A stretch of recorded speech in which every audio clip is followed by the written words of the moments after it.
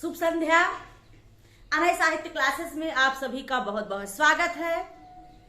हम लोग अपनी कक्षा में लगातार हिंदी व्याकरण पढ़ते आ रहे हैं और आज की कक्षा में वर्ण पढ़ेंगे।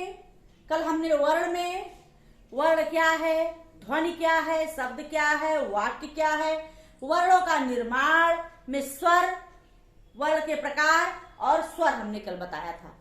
और आज की कक्षा में हम उसी क्रम में आगे बढ़ते हुए पढ़ेंगे व्यंजन।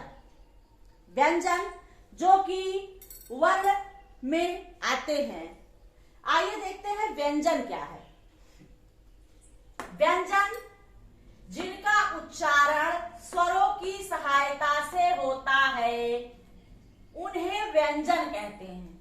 आपने देखा स्वर स्वतंत्र होते हैं लेकिन व्यंजन स्वतंत्र नहीं होते हैं, वो अल्प होते हैं और हमेशा वो स्वरों की सहायता से ही बोले जाते हैं। व्यंजनों की बनावट है का धन आ। का में आ छुपा होता है। का सदैव वर्ण जो है व्यंजन आधे होते हैं और उसमें आ जोड़ दिया जाता है, मिल जाता है तो एक का बन जाता है। का खा में भी है, खा हलंत युक्त है, आ जुड़ गया बन गया खा। चा हलंत युक्त है, आ जुड़ गया बन गया चा। छ हलंत युक्त है, आ जुड़ गया बन गया छा। तो जिनका उच्चारण स्वरों की सहायता से होता है उसे व्यंजन कहते हैं। ये एक परतंत्र ध्वनि है, स्वतंत्र ध्वनि नहीं है। अब इसमें आपको हमने पिछली कक्षा में बता दिया था स्पर्श व्यंजन क्या है, अंतस्थ व्यंजन क्या है, ऊष् व्यंजन क्या है। और इस प्रकार से आज आप देखिए इसमें स्पर्श व्यंजन, क्योंकि ये इनकी बोलने में हमारे जो अंग है उनका क्या, किनका किसमें प्रयोग होता है आइए देखते हैं। जैसे स्पर्श व्यंजन है ये कंठ, ताल, मूर्धा, दंत और ओष्ठ स्थानों के स्पर्श से बोले जाते हैं, इसीलिए इन्हें स्पर्श व्यंजन कहते हैं।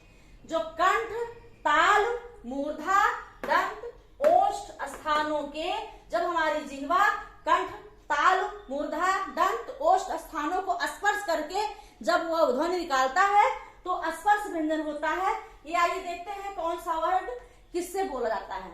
जैसे का वर्ग है, का वर्ग में का, ख, ग, घ, अंगा है, ये कंठ स्वर है। कौन सा?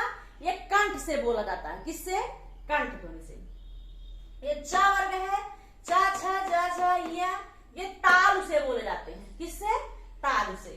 टा वर्ग टा, ठ, ड, ढ, अड़ा, मूर्धा है। क्या है?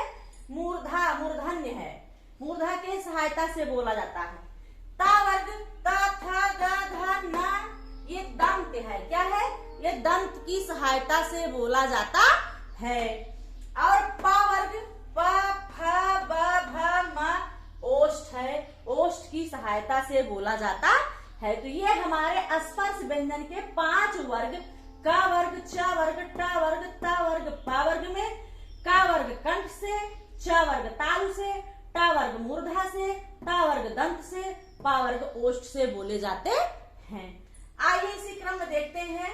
या तालु से बोला जाता है, रा मूर्धा से बोला जाता है, ला दंत से बोला जाता है, वा ओष्ठ से बोला जाता है, या वा अर्ध स्वर है, ला पार्श्विक है और रा लुंठित है। या ताल, रा मूर्धा, ला दंत, वा दंत्योष्ठ, या वा अर्ध स्वर, ला पार्श्विक, रा और लुंठित। और इया, अंगा, आड़ा, ना, मा।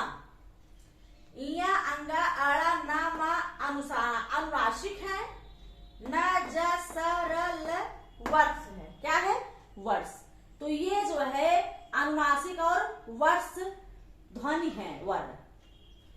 तो इस प्रकार से ये व्यंजन ये व्यंजन जो हमारे हैं ये इस प्रकार से किसकी सहायता से बोला जाता है ये हमने आपको बताया।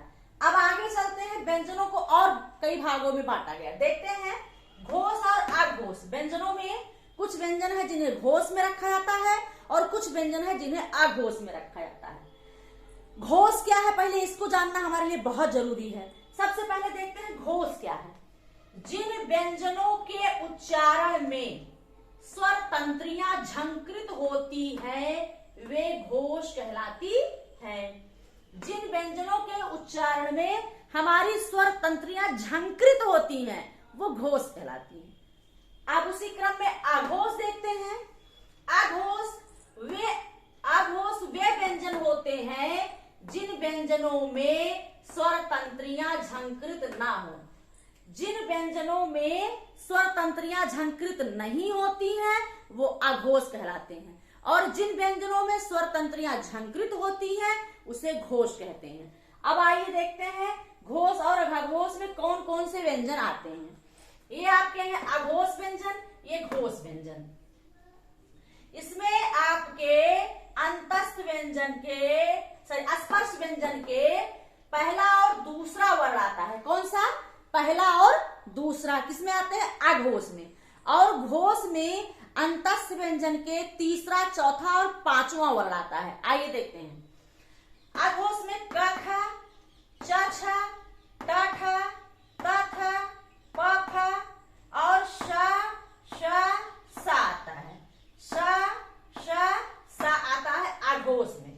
और घोष व्यंजन में ग घ अंगा तीसरा, चौथा, पांचवा, ज झ इया तीसरा, चौथा, पांचवा, ड ढ अड़ा तीसरा, चौथा, पांचवा, द ध न तीसरा, चौथा, पांचवा, प भ म तीसरा, चौथा, पांचवा प्लस या र ल व श या र ल व ह या र ल व ह या र ल व ह ये घोष में आते हैं और तीनों सा जो है अघोष में आते हैं।